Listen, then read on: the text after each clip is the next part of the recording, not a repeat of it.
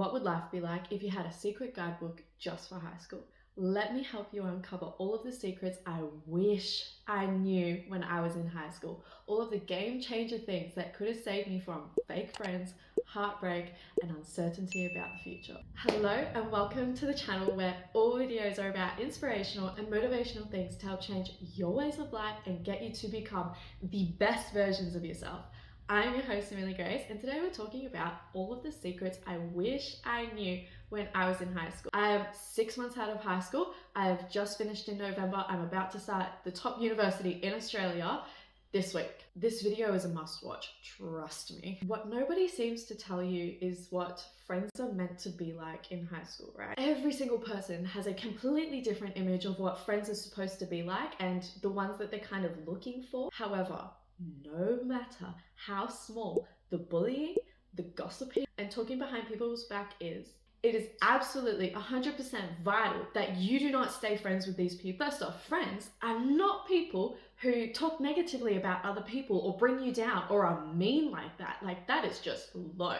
Those kind of people should never have the label of friends in your circle. So get rid of them. You should not be spending time with these people for the sole purpose of entertaining them. That is just feeding the energy of bullying to them, that you're supporting that action. Also understand that you are the average of the 5 people that you spend time with, the 5 things, the 5 hobbies, 5 people, right? So if you're spending time with people who indulge in bullying, gossiping, and talking negatively about other people, what do you think that's doing to you, honey? That's going to reflect on you. You're going to start picking up on those cues. Whether you like it or not, you are going to start acting in that way as well. And now I've had my fair share of people talking behind my back, and honestly, it felt horrible. And that I had to learn the hard way is kind of the criteria of high school that you kind of just have to tick off, I guess, which is really unfortunate. But it happened in my friend group, and I had been friends with these people since like year 8, and I finished sitting with them in year 10. And the reason was because they were talking about me behind my back, and I still decided to sit with these people because in my mind, that was far better to feel outcasted and to feel like everybody hates me and everybody's picking on me than to be alone at that point in my mind in high school. Sitting with them and indulging in that and getting talked about like that in such a horrible way was better than sitting alone and not having to deal with all of that. And I don't know why I thought it was okay to even allow that to continue, but it took me a really long time to actually get the courage to just leave and be okay on my own. Fast forward to year 12, I was much happier sitting alone, and I chose to do that finally.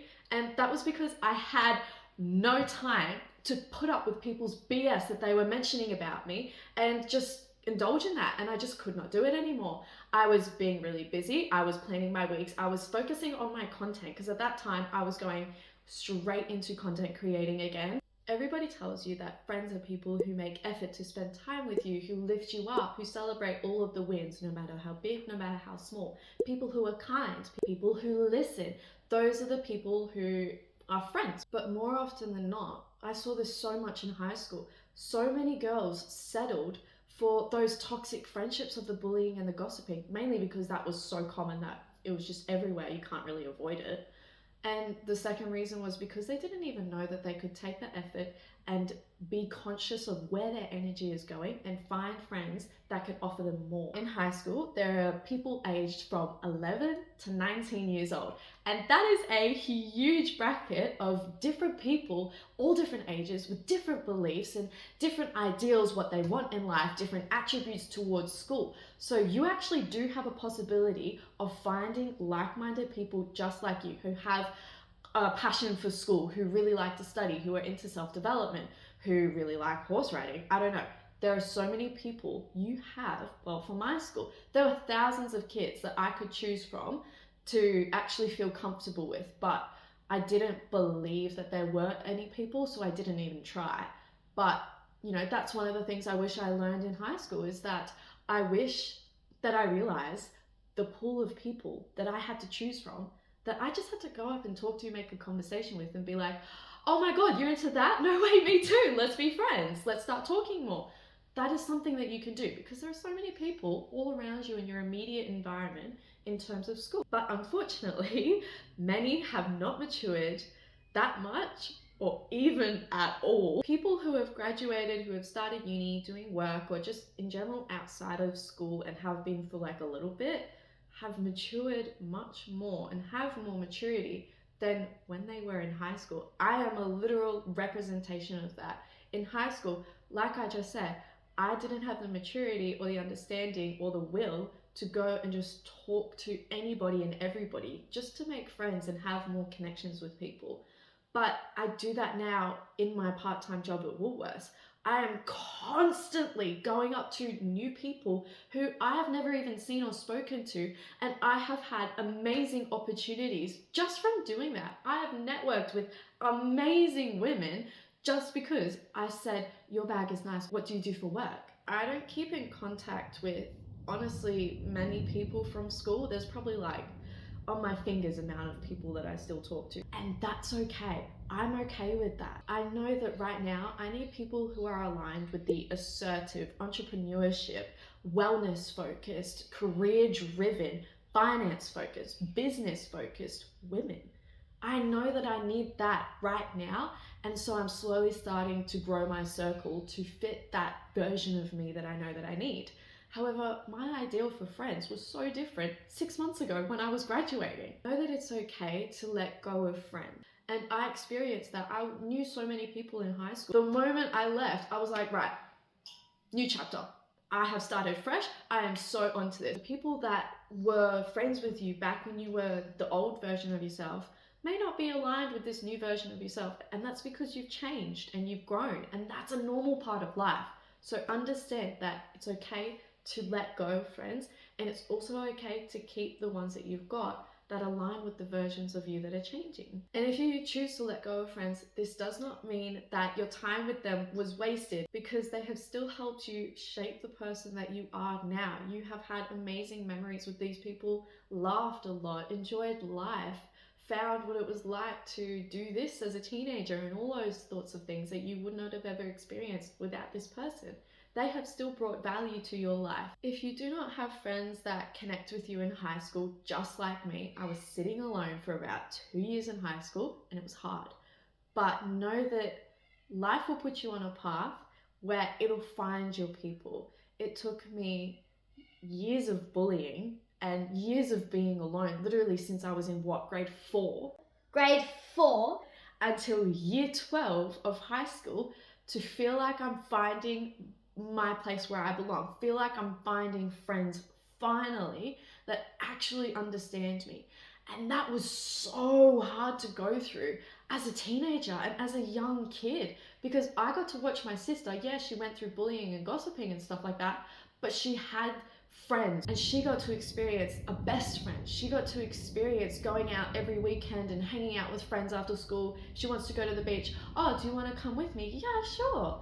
I never got to experience that level of friendship that my sister got to, but I have now experienced that moment where life brings you to your people. Like, I have just met up today with an amazing woman who I connected with on social media. She's in the exact same industry field that I am in, has the exact same passions, and we both understand each other, and I'm so excited to be able to network with more women like her and like myself that I now can call friends. Everybody has a lot to give and a lot to share with the world. So be selective down to the very intricacies of who you allow your time, your energy to go to, because that is so precious. You are here for a limited time on this earth. So use that to your advantage, because you got things to achieve, you got things to do.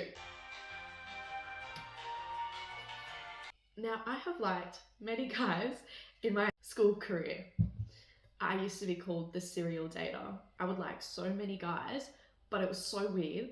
Whatever I did, whoever I liked at my school, it never went anywhere. It always just It just went out a gross way. You know what I mean? and I have broken a few hearts, and mine has been broken quite a few times as well. So what I would like to say about this one is that I have found in high school that it kind of is really common actually. You're expected to date in high school. And I find it so funny because my sister and I are literally polar opposites on this scale. So she doesn't like the idea of dating anybody. And she was so deterred by that idea that she had to like quickly pick someone and just date them, right? However, I, on the other hand, was constantly looking for Mr. Right, no matter who it was, no matter if they were even suited for my ideals in life. I was always just being like, oh, yes, you're the one for me. I'm gonna date you. We're gonna be like this. no, that was my issue. She was getting so much pressure to just choose and date somebody, and she began to feel like she was an outsider and didn't really belong, and it made her really worried. The dating scene in general is quite messy at high school, as you probably already know that, but it's actually really, really, really different compared to when you're out of high school. And obviously there may be those outliers of people who are like still the same even in high school, and you just happen to meet those people. My heart goes out to you. Never expected it to be like this, but outside of high school, people have a lot more drive in their life, and even if they may not know what they want to do, they've got things that they need to do, be it if they've got uni or part-time work, they've got things to achieve or whatever. They're a lot more driven in their life. And I found that this is actually stories that my friends have told me because I have been dating someone since I was in high school. So they have told me that men get straight to the point and don't fluff around with like the whole petty side of the talking stage, the leaving undelivered, the being, you know, vague and all that stuff. Though in school, there was an extra layer of, does he like me? Does she like me? I know his schedule, so I'm gonna try and like catch him between classes and like quickly talk to him and stuff like that. There is so much of that in high school, and it becomes so much harder to actually become serious with a person. On that topic, life is actually a lot more fun with a mature partner.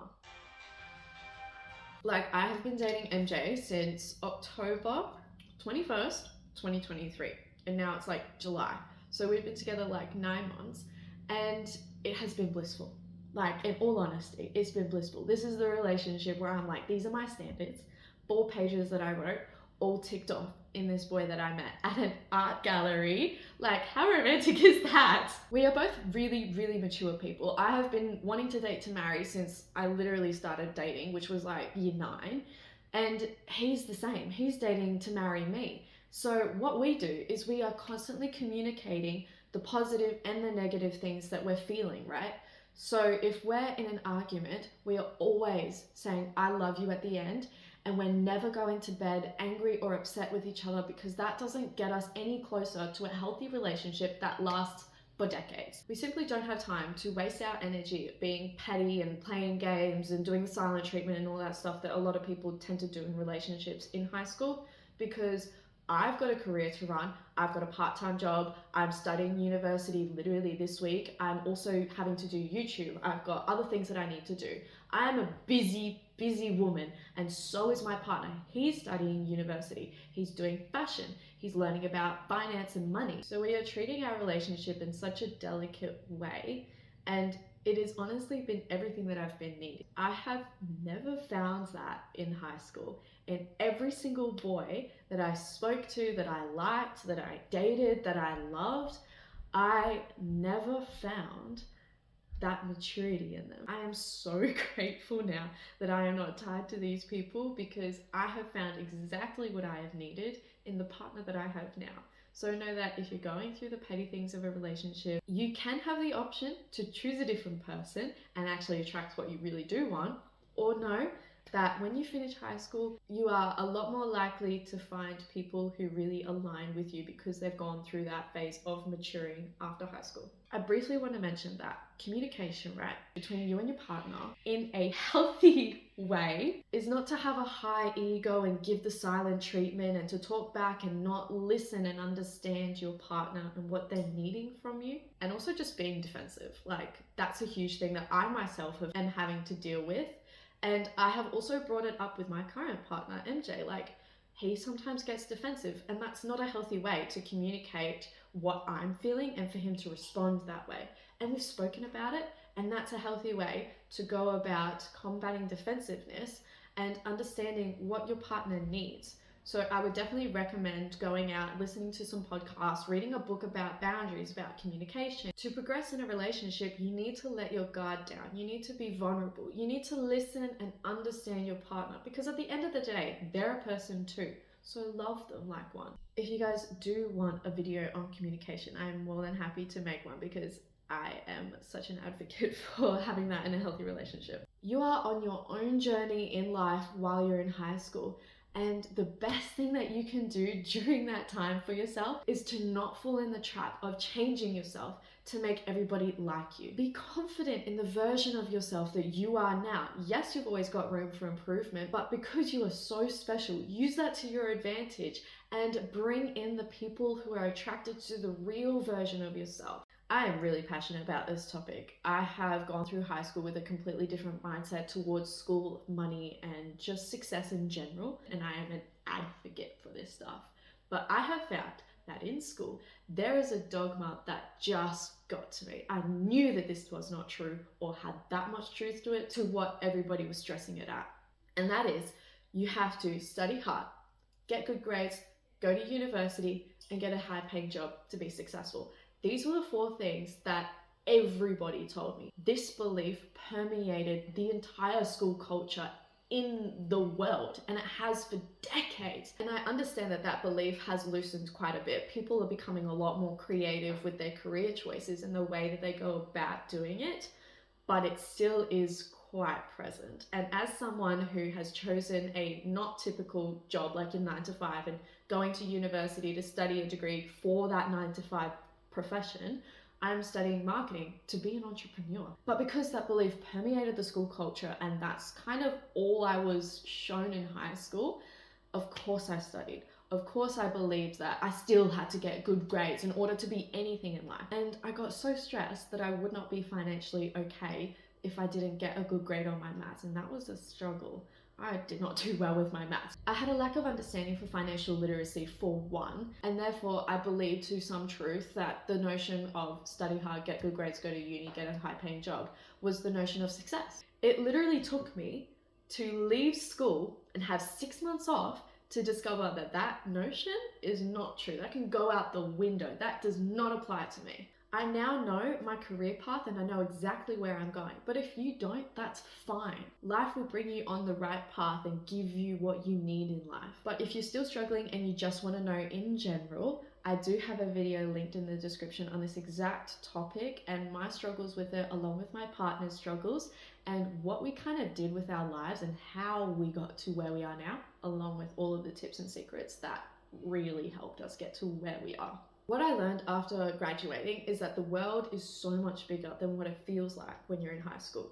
You are going through the motion of waking up, getting ready, going to school, and then coming home, doing homework, going to bed. Waking up, getting ready, going to school, coming home, doing homework. For 13 years, you're doing that over and over and over again. So of course it's going to feel like that's all there is to life. That was what I believed when I was in high school. I knew, yep, there's the motion of you graduate and then you become like an adult, you go to uni, right? And you have like a full-time job, whatever. I knew that that was a thing.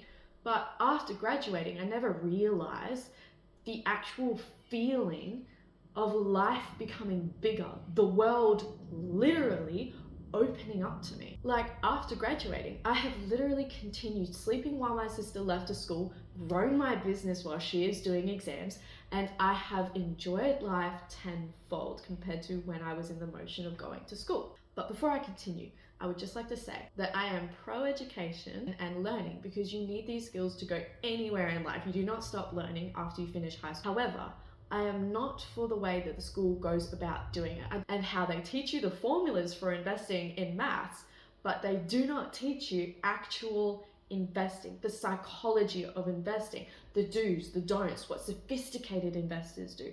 They literally have the sprinkles that you put on the cake but have no cake. Like, it's just beyond me, to be honest. So school culture, as stated before, makes you believe that you have to get good grades and study hard and get a high paying job in order to be successful, right? And there's truth to it, but not that much that it's stressed out. What I have learned and want to share with you is that there are so many things that you can do with a normal paying job, a part-time job at that, and you could be financially successful. You can literally be successful and financially secure by the time you graduate. If you've already just started high school, you have that window to understand money, finance, and be able to support yourself in anything that you choose to do after high school, whether that's uni or travel or get a full-time job. You are able to have the money to fund anything that you want to do, right? While you're in high school. But to be able to do that, you need to understand money, finance and investing, and you need to have financial literacy. Like, school does not teach you that to be wealthy and to invest, you need to know the difference between an asset and a liability. The poor people buy themselves liabilities. The middle class people buy themselves liabilities they believe are an asset, like a house, for example.